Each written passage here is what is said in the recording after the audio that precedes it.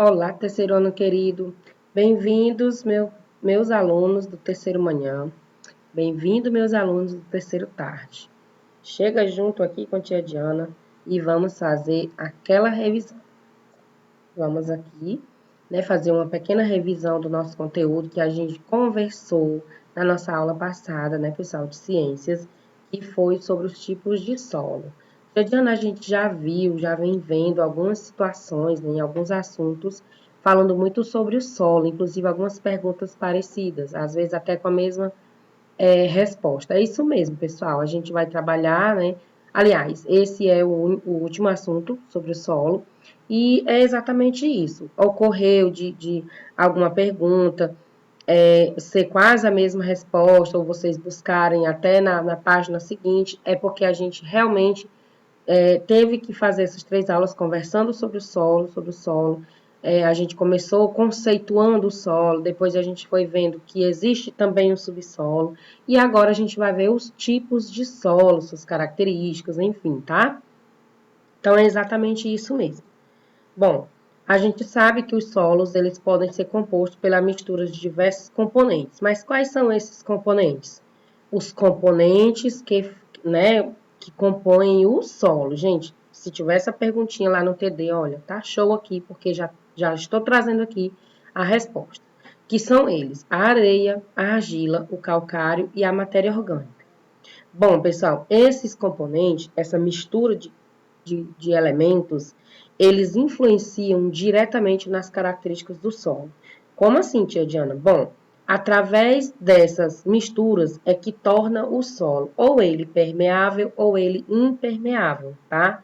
É a partir dessa composição é que a gente vai saber, vai perceber qual é o solo impermeável e o solo permeável. Mas o que é um solo permeável? É aquele solo que contém muita areia, tá? Aqueles solos que tem a areia muito solta.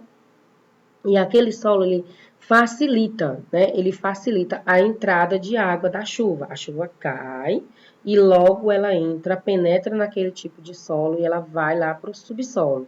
Gente, eu posso trazer um exemplo, por exemplo, no litoral, na praia. Quando a gente está na praia que chove, a gente não vê aquela água da chuva escorrer. Por quê? Porque a água cai e logo vamos dizer assim, a terra chupa a água, né? Então, penetra facilmente e vai para o subsolo. Esse caso é um solo permeável. E o solo impermeável é o solo que contém muita argila, tá? No caso aí, ó. Muita argila ou barro, né? Um ambiente ou uma terra, vamos dizer assim, uma terra que contém, que é muito barro, muito duro. Nesse caso, ele já impede um pouco, ele não tem tanta facilidade da água penetrar, por isso que às vezes a água cai e forma um rio, um riachinho, escoa, né? A água escoa, fica poças d'água. Geralmente a gente vê andando em alguns locais, a gente percebe esse tipo de solo facilmente, que é o solo que não deixa a água infiltrar tão facilmente. Então é isso, pessoal. Esses componentes, eles influenciam na característica do solo e são eles, a areia, a argila, o calcário e a matéria orgânica. Esses são os componentes que compõem o solo, tá? Então, vamos lá, nós vamos ver aqui os tipos de solo, para que eles servem, por que eles são assim, tá bom? Então, vamos lá, revisar um pouquinho. O solo umífero. O que é o solo umífero, gente? Olha, no livrinho de vocês tem a definição. Tia Diana, lá no TD, a senhora colocou assim: defina o que é. É dizer, gente, o que é aquilo que eu estou perguntando. As características, o que ele é, tá certo? Se eu tiver mudado, quais as características do solo umífero? Contém muito humus, olha só, olha aí. Ele contém muita matéria orgânica, ele é rico em folhas, gravetos e minhocas, essas são as características. Mas o que é um solo umífero? O solo umífero, ele contém muito humus, ou seja, restos de animais e misturas de vegetais em decomposição, justamente isso, ó, as folhas, os gravetos e as minhocas. Ele absorve bem a água e deixa acumulada. É um solo bom para o plantio, pois é rico em nutrientes para os vegetais. Ele também é chamado de terra preta, muito escura. Geralmente, o solo umífero ele é bem escuro assim. Deu para vocês perceber? A definição de solumífero, ele é um solo, é um solo, ou é um tipo de solo que contém muito humus, ou seja, resto de animais e vegetais em decomposição. Pronto. Essa é a definição do solo mífero. Agora vamos para o solo arenoso. O solo arenoso, gente, ele é um solo permeável. Lembra que a gente acabou de conversar? Porque ele não acumula muita água e, por isso, forma terrenos secos. Os solos arenosos necessitam ser irrigados, isto é, necessita que a água de um rio ou poço seja levada até ele. Nesse caso, gente,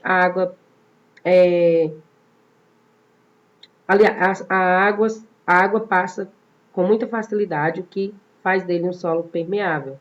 É no caso dos solos que tem muita areia, né? Olha aí, no litoral, tá vendo? O exemplo. Vamos para o solo argiloso. Bom, agora esse tipo de solo forma terrenos úmidos por reter muita água.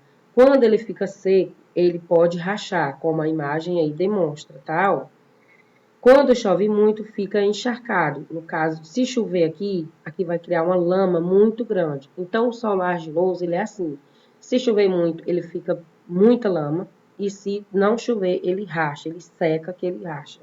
Ele é muito visto nas cidades, nos interiores, no sertão, onde a seca é um pouco, né, acontece mais do que aqui na capital. Lá no sertão, né, gente, aparece muitas essa épocas, as épocas de seca, né? Também o sol lá é muito quente, então o clima é muito quente e facilita para que o solo seque rápido, né? Ele necessita ser drenado, ou seja, o excesso de água precisa ser retirado quando ele fica muito cheio de lama, né? E ele é um solo impermeável, né? A água é difícil para encharcar. Aliás, a água é difícil para infiltrar, né? Porque ele é um solo que contém muita argila, mas quando ele fica assim, quando chove bastante, ele fica muito úmido. Vamos lá para a terra roxa. A terra roxa, gente, é um solo avermelhado e muito fértil, bastante utilizado para plantações de café.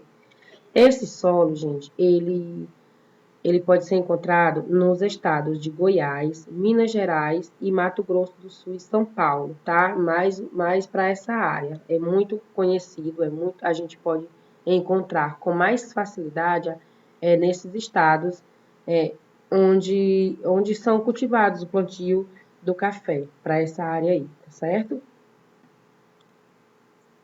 E o solo massapê é muito usado para o cultivo da cana-de-açúcar, pois ele é rico em argila e areia. Olha só, solo massapê. Pessoal, como ele é um solo que contém muita argila, ele é um solo que facilmente ele fica também encharcado, tá certo? O solo massapê. E ele é um solo que é muito usado, né, para o cultivo da cana-de-açúcar nos estados, nos locais onde acontece essa atividade, né?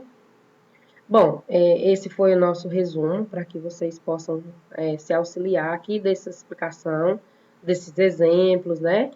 E possam realizar aí o TD com mais facilidade, tá bom, meus amores? Não esqueçam de realizar o seu TD. Outra coisa, no momento em que a tia Diana dá um TD para você, eu já estou te dando uma nota 10. Então, cabe a você tirar essa nota 10 ou não. Estude, leia com bastante atenção as suas questões, tá? Não tenha pressa, faça devagar. Vai assistindo a aula, já vai executando a partir da explicação da tia Diana. Opa, essa aqui é a questão tal, já vou responder. E aí você facilmente vai tirar uma nota bacana, tá certo? Então, meus amores, eu desejo uma super sexta-feira para vocês. Final de semana já se aproxima aí, né? E desde já eu quero deixar aí um feliz fim de semana a todos. Até a nossa próxima aula.